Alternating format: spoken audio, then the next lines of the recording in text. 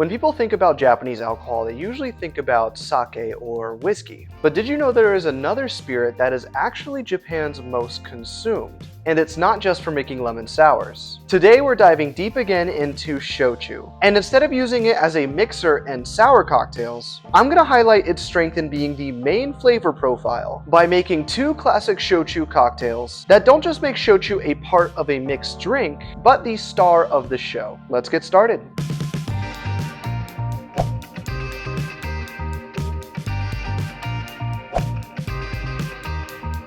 Shochu dates back to at least the 16th century in Kyushu, Japan, and became very popular post-World War II era as an everyday drink. Something lighter than whiskey, but stronger than sake or nihonshu, as they say in Japanese. Now, unlike beer or sake or wine, which is brewed, shochu is classified as a distilled spirit, in the same way as you would gin or rum. It is usually made from barley, sweet potato, or rice, with each base ingredient giving it a distinct flavor profile. It is also unique as a spirit in that it has a lower ABV than most. Unlike a lot of laws that force spirits such as whiskey or gin to be at least 40% ABV or above, shochu is a spirit that typically rests in the 20 to 30% range, and is considered healthier, lighter, fewer calories, and fewer sugars. But what's neat about shochu is really its versatility. It can be used as a base spirit to mix with sours and cocktails that are served up,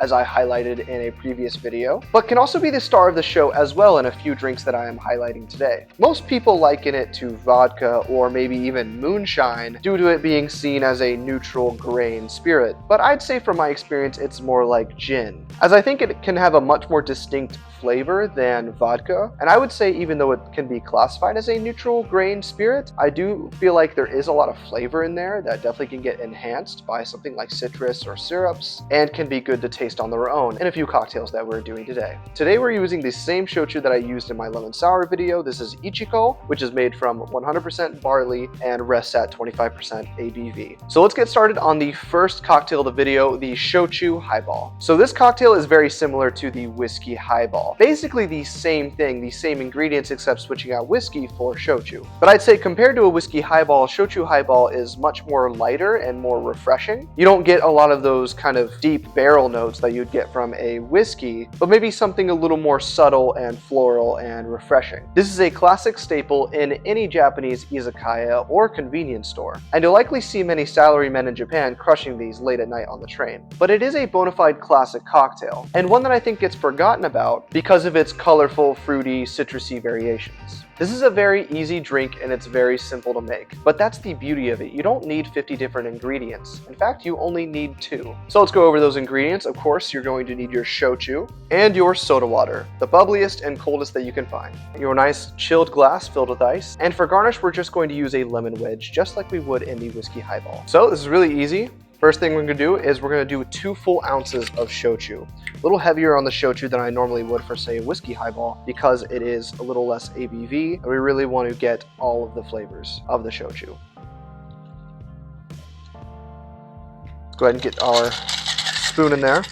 Just going to stir it a little bit, kind of loosen up some of that ice. And just like when you put soda water into any highball or drink, we're going to try to pour it as off ice as we can.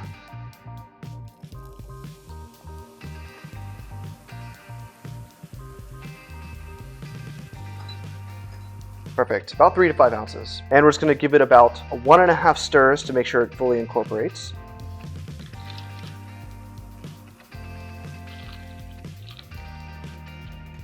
And lastly, just drop your lemon wedge right in like so.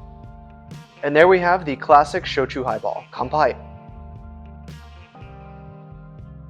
That's excellent. Super refreshing. Some kind of delicate flavors in there, very subtle. And what this allows you to do is really lets the shochu's flavor kind of shine through. The barley shochu is a little bit more neutral than something, say, like a sweet potato shochu. So you get something that's very balanced, something just very light and easy to put down. This particular shochu, this particular barley shochu is very kind of a floral flavor I get. A little bit of that grain. Balances really well with the soda water. Just gives a totally different flavor that maybe you expect. And the lemon in there just really gives it just a really subtle hint of citrus and really kind of elevates the whole cocktail. Like I said, if you want a deeper, richer flavor, you can use a sweet potato shochu. It's going to give more of that kind of boldness and richer flavor. It's a great summer drink, kind of like the lemon sour, something you can have kind of on a summer evening or by the pool, but without all the citrus and sugar, and really allows you to kind of taste the complexities of the shochu. And I highly recommend, if it's your first time trying shochu, to try it in this format first to see if you can get kind of more of a taste for it. But now let's take a different spin on this drink and move into the winter version of the Shochu Highball.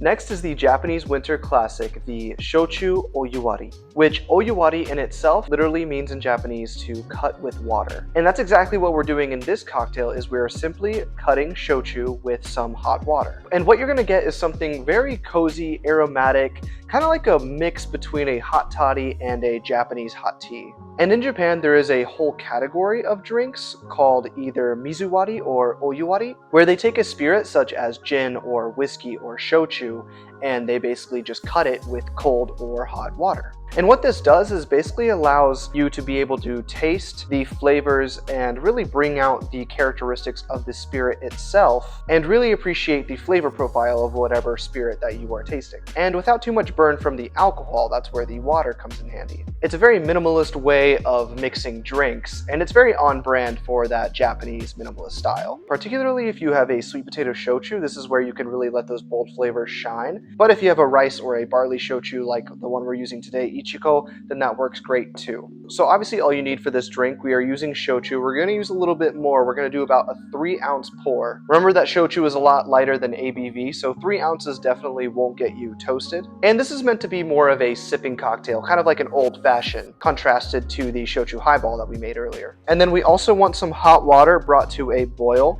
and then let it sit for a few minutes so that it's not scalding hot, obviously. The amount of water that we're using is about 2 ounces, so the ratio is 3:2 with shochu and hot water. There are many ratios out there that you can use. I prefer this ratio because I still want to be able to taste a lot of the shochu, barley, floral notes without it being too watered down. And then lastly, in the spirit of kind of a hot toddy, I like to drop in a lemon wheel as well to give just a little bit of a hint of a citrusy note and keep that kind of warm winter feeling. And then lastly, to serve, we are going to serve it in a ceramic cup. Ceramic will keep the heat insulated for longer, and this particular one we actually bought in Itsukushima in Japan. Very beautiful place. So we already have our hot water in our glass. We're going to go ahead and pour the 3 ounces of shochu on top. It is best to add the shochu gently over the hot water and let it mix that way so that no alcohol accidentally gets burned off. Shochu is denser than water, so it will kind of blend in pretty easily. So we're going to do 3 ounces here.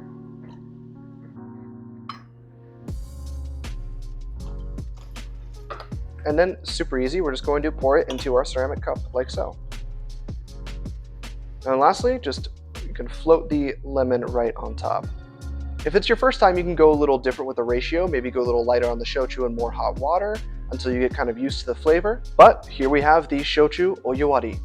Kanpai.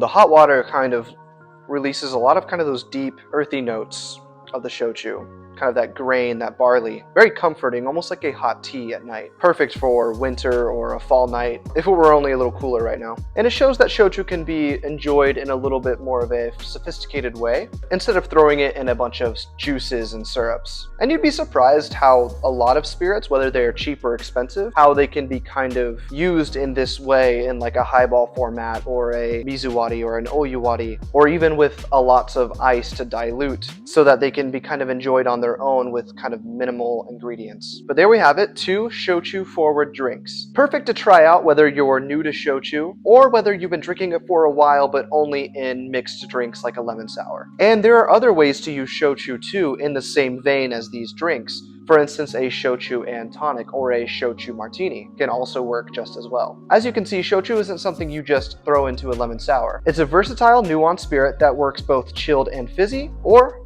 warm and cozy. If you've only had sake or whiskey in Japan, I'd say you're missing out. Give shochu a shot. It might just be your new favorite. But hey, thanks for watching and stay tuned for more Jack's Japan content.